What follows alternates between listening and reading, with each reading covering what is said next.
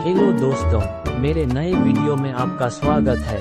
आज हम motivation story बता रहे हैं, आखिरी प्रयास।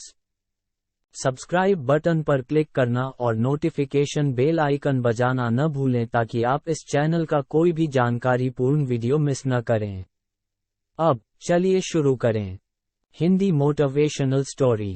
नीचे दी गई ये कहानियां आपको सफल बना सकती है। आखिरी प्रयास। एक समय की बात है। एक राज्य में एक प्रतापी राजा राज करता था। एक दिन उसके दरबार में एक विदेशी आगंतुक आया और उसने राजा को एक सुंदर पत्थर उपहार में दिया। राजा वो पत्थर देख बहुत प्रसन्न हुआ।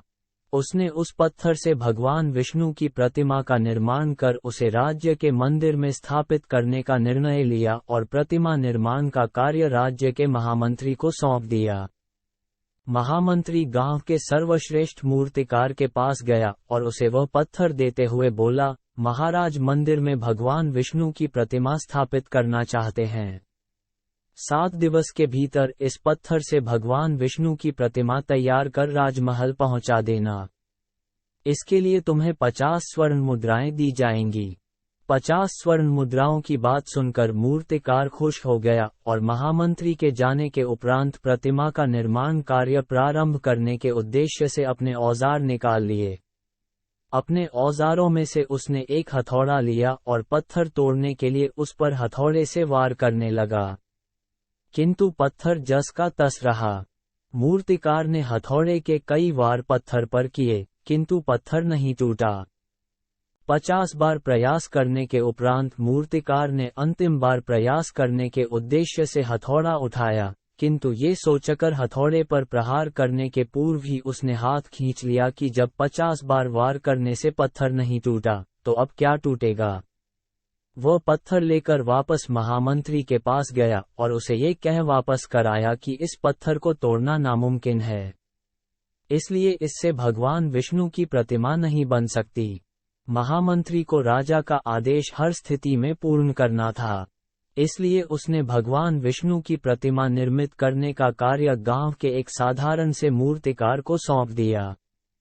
पत्थर लेकर मूर्तिकार ने महामंत्री के सामने ही उस पर हथौड़े से प्रहार किया और वह पत्थर एक बार में ही टूट गया। पत्थर टूटने के बाद मूर्तिकार प्रतिमा बनाने में जुट गया।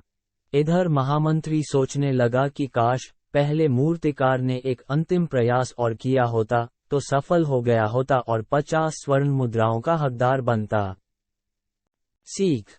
मित्रों, हम भी अपने जीवन में ऐसी परिस्थितियों से दो चार होते रहते हैं। कई बार किसी कार्य को करने के पूर्व या किसी समस्या के सामने आने पर उसका निराकरण करने के पूर्व ही हमारा आत्मविश्वास डगमगा जाता है और हम प्रयास किए बिना ही हार मान लेते हैं।